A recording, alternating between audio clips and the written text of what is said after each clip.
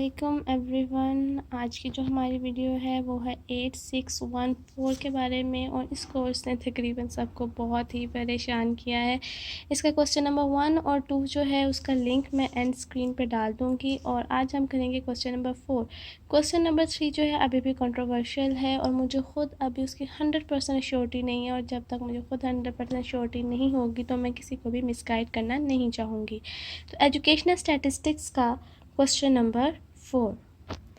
Question number 4 है हमारे पास, how does statistical knowledge helps in decision making, why should every citizen should have working understanding of statistical knowledge in routine life. हाँ जी, तो हमने इस क्वेश्चन में बताना है कि हमारे पास जो स्टैटिस्टिकल नॉलेज है वो कोई भी डिसीजन मेकिंग में किसी भी फील्ड से रिलेटेड, उन्होंने कुछ भी स्पेसिफाई नहीं किया, किसी भी फील्ड से रिलेटेड अगर कुछ भी डिसीजन लेना है तो उसमें कैसे हेल्प आउट करती है। सेकंड इसका पार्ट है कि कैसे हर शहरी जो है, हर इंसान जो है वो स्टैट्स को अपनी ज़िंदगी में रूटीन लाइफ में इस्तेमाल कर रहा है आजकल। तो पहले हम बात करते हैं इसके पहले कंपोनेंट पे। बाकी तमाम सवाल की तरह इस सवाल में भी आपने इंट्रोडक्शन ऑफ स्टैटिस्टिक्स से स्टार्ट करना है, लेकिन उससे पहले ज़रा ये आप अपने कंटेंट्स को मार्क कर लें जहाँ से आपको मटेरियल जो है वो मिल सकता है अपने इस आंसर के लिए।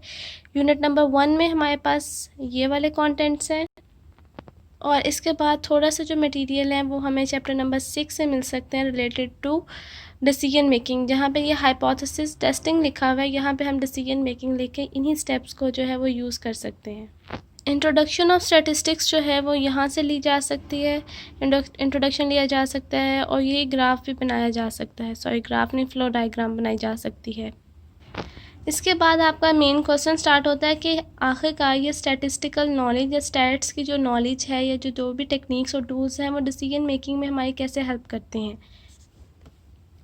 तो इसके लिए आपके पास कुछ यूँ आपको मैंने एग्जांपल्स दी हैं 3 हेडिंग्स की। आपने 10 से 12 हेडिंग्स बनानी ही है। आपने लिखना है stats helps in making decision in various fields या in all fields of life in following ways. Number 1, organisation of data, या बाय ऑर्गेनाइजिंग डाटा, या बाय प्रोसेसिंग डाटा। मैं आपको डिफरेंट वर्ड्स बता रही हूँ। मैं अगेन एंड अगेन कहती हूँ कि आप वीडियो स्किप ना करें, क्योंकि जो लिखा होता है उससे दुगना बल्कि उससे 3 to 4 टाइम्स जो है वो ऑडियो में होता है।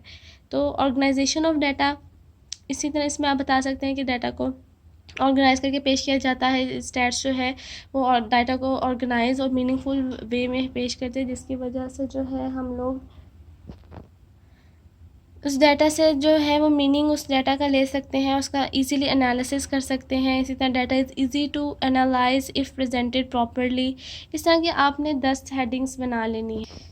अच्छा, अब इन हेडिंग्स के लिए जो हेल्पिंग मटेरियल है वो आपको आपकी बुक में से यहाँ से मिल सकता है, फंक्शन ऑफ स्टैटिस्टिक्स से। बात वही है कि आपने यही सारी चीज़ें यूज़ करनी हैं, लेकिन आपने इसके वर्ड्स जो है वो कुछ इस तरह वर्ड्स कुछ इस तरह आपने इस्तेमाल करने हैं कि आपका ये जो क्वेश्चन है इसका जो आंसर है वो रिलेट कर जाए क्वेश्चन की वर्डिंग के साथ। तो इस तरह आपका जो है वो हो जाएगा आपका जो फर्स्ट कंपोनेंट है क्वेश्चन का, और वो ये कि कैसे, how does stats helps in decision making. इसके बाद आपने रिलेशनशिप बिटवीन स्टैटिस्टिक्स या statistical knowledge and decision making जो है वो उसके बारे में 1 पेज अप्रॉक्सीमेटली लिखना है। अच्छा, यहाँ पे 10 पॉइंट्स का मतलब होता है 10 हेडिंग्स, और हर हेडिंग के नीचे जो है वो आप 4 से 5 लाइनें लाजमी लिखेंगे, जिसके लिए मटेरियल मैंने आपको चैप्टर 1 के जो मार्क लगाए हुए बताए वहाँ से आप ले सकते हैं। चलें, coming back to our next main heading, इसमें आपने रिलेशनशिप बता देना है स्टैटिस्टिकल नॉलेज और डिसीजन मेकिंग के दरमियान। यहाँ आपने 4 से 5 लाइनें जो स्कोप ऑफ स्टैटिस्टिक्स है वहाँ से लेने के बाद नीचे इस पेज पे दिए हुए जो डाटा है, जो मटेरियल है, उसको यूज़ करना है। यहाँ पे है 4 step process for hypothesis testing. आप इसको कर लेंगे 4 step process for decision making, और फिर आप इस ये 4 स्टेप्स जो हैं ये लिखेंगे। इनकी वर्डिंग जो है वो आपने इस तरह चेंज करनी है कि जहाँ जहाँ हाइपोथेसिस टेस्टिंग होगा वहाँ डिसीजन मेकिंग आप कर देंगे। देखिए एंड पे मेक अ डिसीजन ही है, लेकिन आपने ये अब गलती नहीं करनी कि आप नल हाइपोथेसिस को नल डिसीजन कर दें। नहीं, ये नल हाइपोथेसिस ही होता है। ये टेक्निकल टर्म्स होती हैं जो कि रिलेटेड होती हैं पर्टिकुलर सब्जेक्ट के साथ। तो आपने यहाँ पे जो है ये 4 स्टेप्स जो हैं इनको यूज़ कर जो है इन्हीं 4 स्टेप्स ऑफ हाइपोथेसिस टेस्टिंग को 4 स्टेप्स ऑफ डिसीजन मेकिंग में कन्वर्ट करके लिख लेना है। अब नेक्स्ट जो हमारा मेन कंपोनेंट है इसका, नेक्स्ट मेन कंपोनेंट वो है कि how every citizen should have working understanding of statistical knowledge.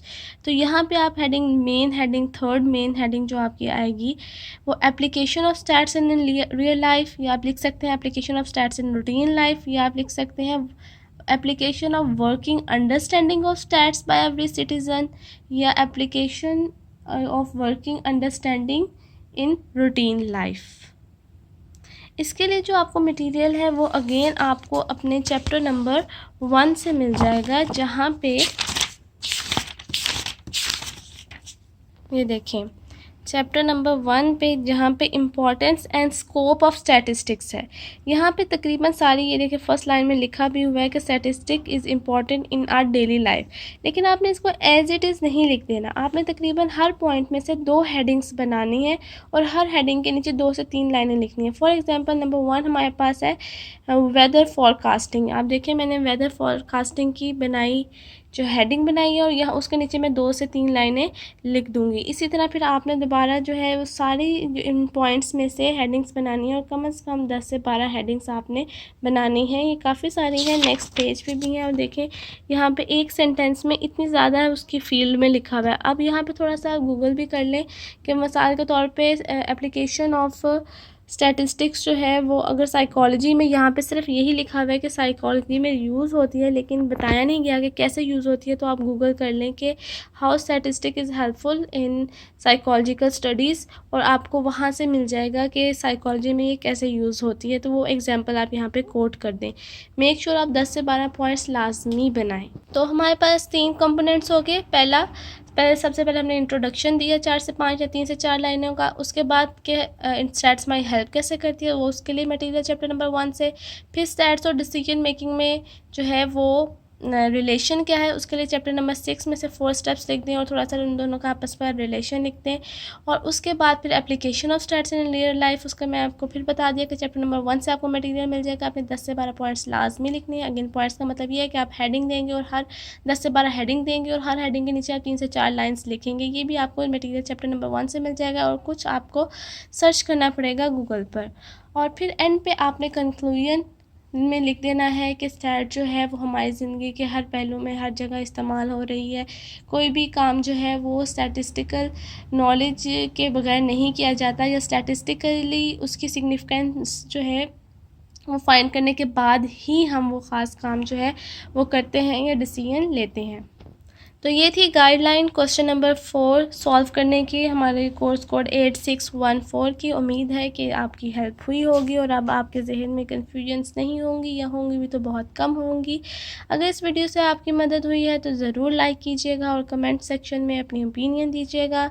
इसके अलावा सब्सक्राइब तो अब तक आप लोगों को कर ही लेना चाहिए था। ओके, अल्लाह हाफिज़, best of luck for your examination.